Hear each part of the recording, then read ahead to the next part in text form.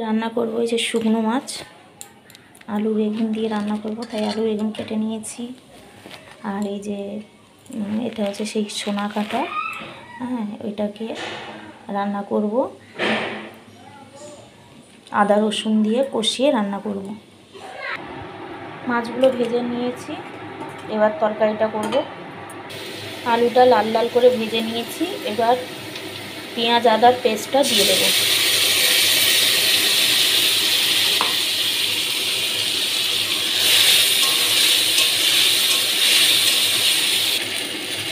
এবার হলুদ,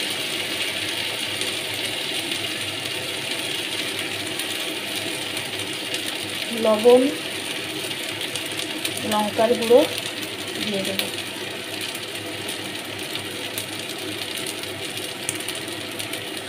এবার দিয়ে দেবো টমেটো।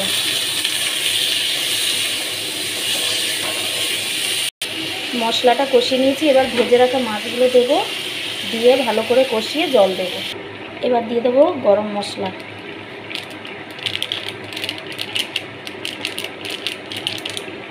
এবার এই যে শুকনো মাছটা রান্না করব, ভালো করে গরম জল দিয়ে ধুয়ে নুন হলুদ মাখিয়ে নিয়েছি, এবার ভালো করে ভেজে নেব। এই যে শুকনো মাছটা ভেজে নিচ্ছি ভালো করে ভেজে তুলে নিয়েছি শুকনো মাছ। এবার কড়াইতে কুচানো পেঁয়াজ দিয়ে দেবো, আর দিয়ে দেবো আদা রসুনের পেস্ট। এবার দিয়ে দেবো হলুদ, লঙ্কার গুঁড়ো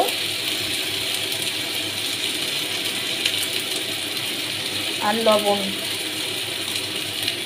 এবার মশলাটা ভালো করে কষাবো। এবার দিয়ে দেবো সামান্য একটু জল।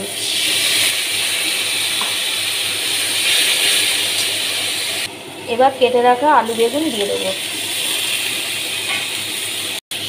এবার ভেজে রাখা শুকনো মাছগুলো দিয়ে দেবো।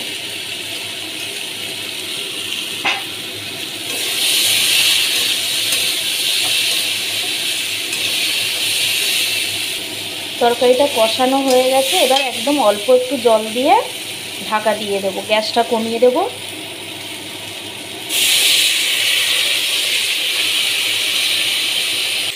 শুকনো মাছের তরকারিটা হয়ে গেছে, এবার নামিয়ে নেব।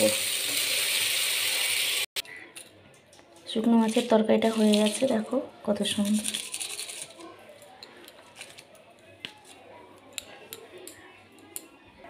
এই যে আমার দুটো তরকারি হয়ে গেছে, শুকনো মাছের তরকারি আর কাঁটা মাছের তরকারি।